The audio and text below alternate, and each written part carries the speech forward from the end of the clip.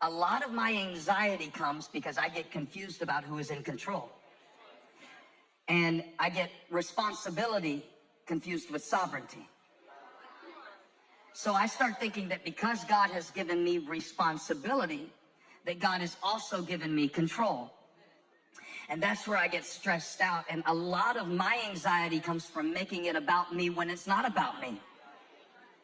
I set my hope also. I tried to put my hope on how I felt, and I felt like I was going to die. I tried to put my hope on what other people would do for me, and God, other people. That's like me asking you to hold this pulpit while I preach. That thing is too heavy for you. But I know. Jeremiah 29:11. I know. Somebody say, I know. Now, this is God speaking, so the inference is you don't know. But I know the plans I have for you.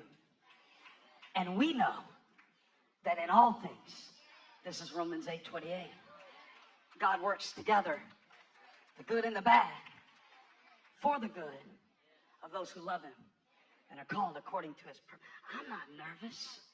I got purpose. I'm not nervous. He's got a plan.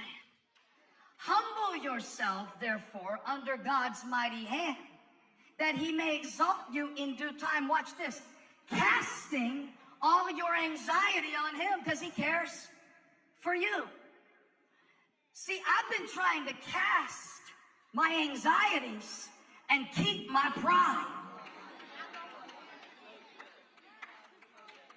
But the thing about it is, you need to know that the pride and the anxiety come in the same package.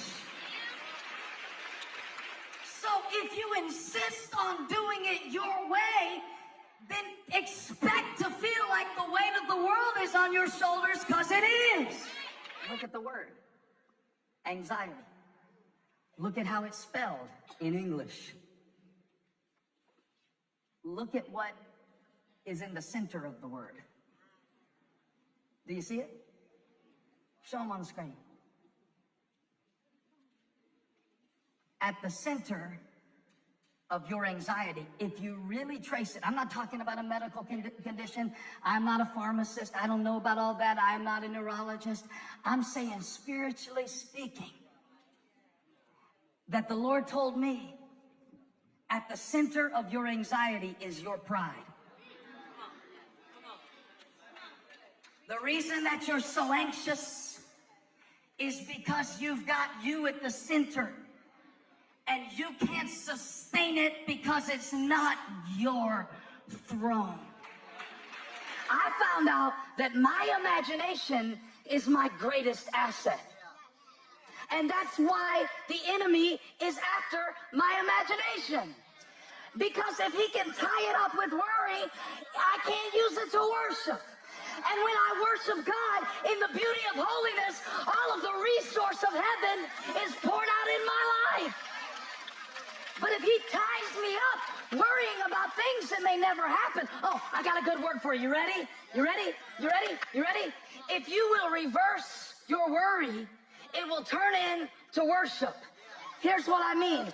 Instead of playing out all the ways that it might go wrong and all the ways that it might fail, turn it around this week and start rehearsing in your mind in advance all the ways that God is working for his good, for his glory,